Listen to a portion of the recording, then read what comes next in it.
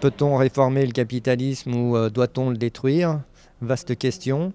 Il faut transcender, il faut dépasser le capitalisme. Aujourd'hui, les enjeux sont tels qu'il faut que l'on bascule vers un autre moteur de l'économie. Ça ne peut plus être l'argent, on doit avoir un moteur qui est beaucoup plus inspirant et qui redonne du sens.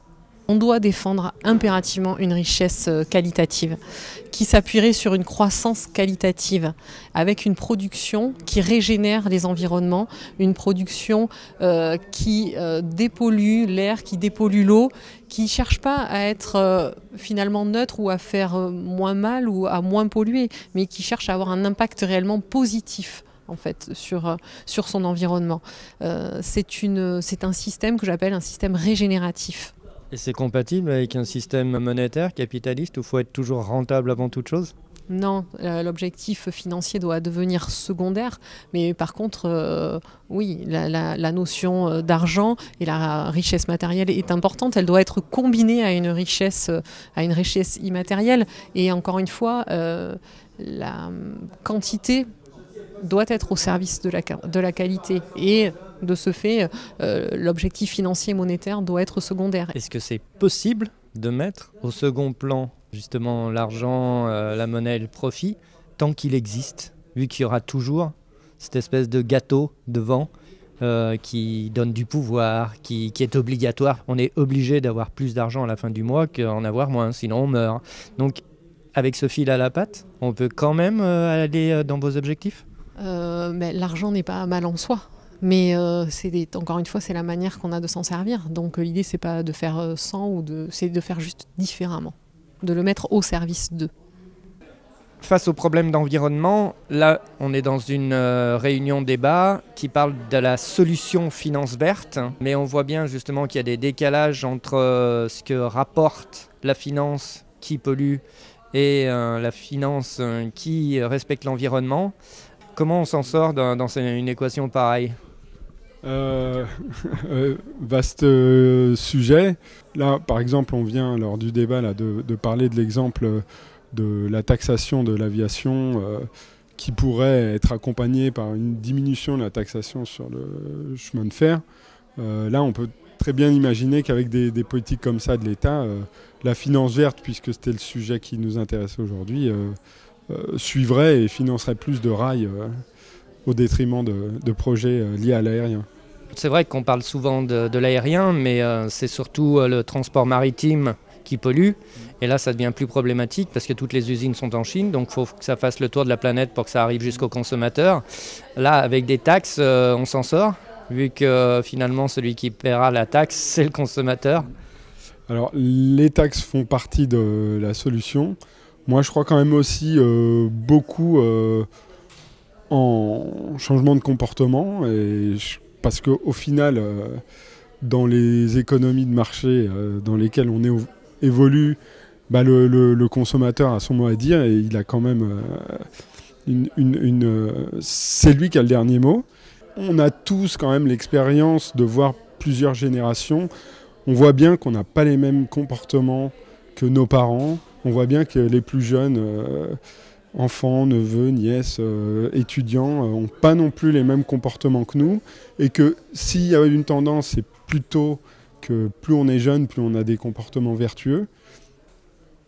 À moduler, parce que bon, c'est vrai que par exemple, régimes véganes sont très populaires chez les jeunes, mais il est possible qu'ils consomment aussi beaucoup l'avion grâce à EasyJet et toutes les compagnies low cost. Donc c'est pas tout noir ou tout blanc, mais je pense quand même qu'il y a des normes sociales qui évoluent et que ça a un pouvoir au moins aussi important que celui des politiques publiques. L'État dépend des TIPP, donc faire en sorte qu'on consomme plus de pétrole, c'est pas du tout son intérêt, si je puis dire. Donc, est-ce qu'il n'y a pas des limites à miser sur les taxes, puisque quand elles diminuent, c'est l'État qui y perd, c'est-à-dire tout le monde. Alors, oui et non. C'est-à-dire que, par exemple, pour la taxe carbone, la base fiscale, on espère qu'elle diminue si les gens répondent à la taxe carbone et qui consomment de moins en moins d'énergie. Mais dans le même temps, le taux de la taxe carbone, il est censé, au moins théoriquement, là ça a été gelé, mais il est censé augmenter. Donc il y a un mécanisme qui fait que on peut avoir une recette fiscale qui, malgré tout, augmente. Pour répondre plus généralement à votre question, c'est toute la fiscalité qu'on doit repenser dans le cadre de la taxe carbone et l'articulation avec les autres dispositifs fiscaux, l'imposition progressive sur le revenu, etc., doit être revue. Et faire l'un sans l'autre, ça risque de mal se passer. On en a déjà eu un petit avant-goût. Avec les gilets jaunes ? Voilà. On reste quand même toujours dans une guerre économique, même quand c'est avec du light en monnaie locale et dans un petit village. Il reste toujours cette tension économique. Il faut faire du chiffre d'affaires, donc quelque part, il faut aller un petit peu le prendre au voisin ou à une activité, c'est toujours la guerre. Comment vous pensez qu'on peut résoudre cette équation de violence dans un tel paradigme ? On peut essayer d'analyser la violence en relation avec les régimes économiques en place. C'est une approche, et donc ça on va trouver, peut-être curieusement, que dans tout régime, on produit de la violence. Et donc c'est pas uniquement tiré par un régime particulier, un mode d'organisation particulier. Par contre, ce qu'on trouve assez généralement, c'est que des institutions faibles génèrent de la violence. C'est-à-dire que quand on ne peut pas faire confiance à ces institutions, eh bien on va faire sa violence soi-même, on va essayer d'imposer sa loi aux autres, et très vite les individus retrouvent des logiques de groupe où le nous s'oppose au eux, et où on arrive très facilement à générer des conflits intergroupes. Évidemment, quand les ressources sont maigres, les tensions sont d'autant plus fortes, mais aussi les alliances à l'intérieur des groupes sont aussi d'autant plus fortes. C'est-à-dire que quand on a peu de ressources, on va avoir tendance à faire beaucoup plus confiance à ses voisins contre les autres. Mais ça, on va le retrouver un peu dans tous les régimes. Ce qui compte, c'est la force des institutions, peut-être plus que la nature des institutions elles-mêmes.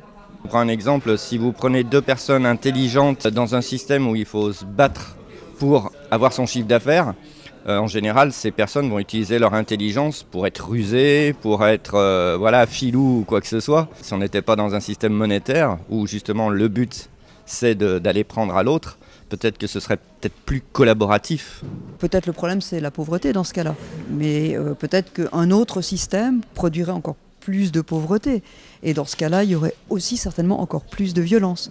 Donc je crois que c'est plus lié aux ressources disponibles et à la possibilité de s'assurer un futur, ou en tout cas une assurance sur le futur. Mais c'est peut-être pas lié à un paradigme. Ça serait un peu simple, je pense. La distinction entre corrélation et causalité, je pense que c'est des choses qui sont très importantes parce que ça va nous raconter des histoires qui sont très différentes et qui vont avoir des implications politiques et également après je pense sur le comportement des individus en tant que citoyens, notamment au moment du vote et de la compréhension du monde aussi qui nous entoure. Et je pense qu'il y a un vrai, aujourd'hui une vraie nécessité en fait, et en tant qu'académique, je pense que c'est aussi notre responsabilité que de réinvestir aussi le débat public en essayant de communiquer au maximum sur en quoi les chercheuses et les chercheurs ont des grilles de lecture scientifiques et qui permettent aussi de mieux comprendre le monde, y compris des phénomènes du coup complexes comme celui de la violence dont on a discuté aujourd'hui. La monnaie est un outil de confiance. Qu'est-ce qu'on peut imaginer un système de blockchain pour se passer de monnaie ? Ni échange, ni troc, ni monnaie, mais permettre d'établir une confiance entre des acteurs économiques, celui qui produit, celui qui consomme, pour recréer de la confiance entre les acteurs.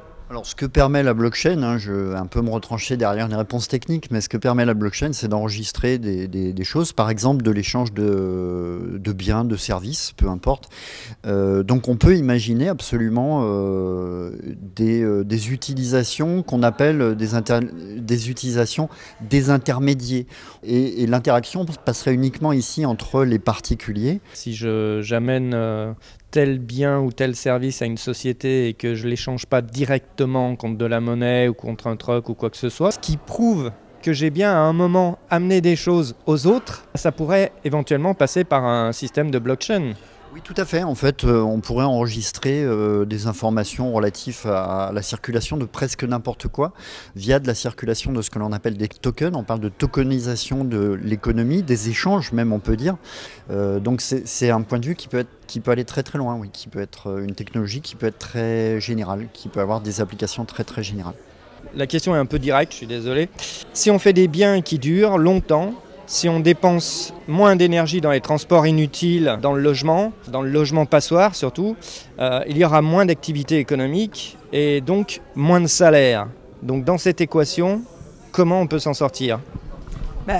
Cet argent qu'on ne dépensera pas en énergie, qu'on ne dépensera pas sur ces façons qui sont polluantes, on pourra le dépenser autrement.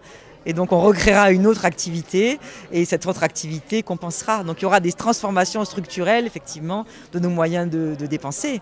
Mais ça ne veut pas dire qu'au final, globalement, il y aura moins de croissance. Simplement, il y aura moins d'énergie fossile.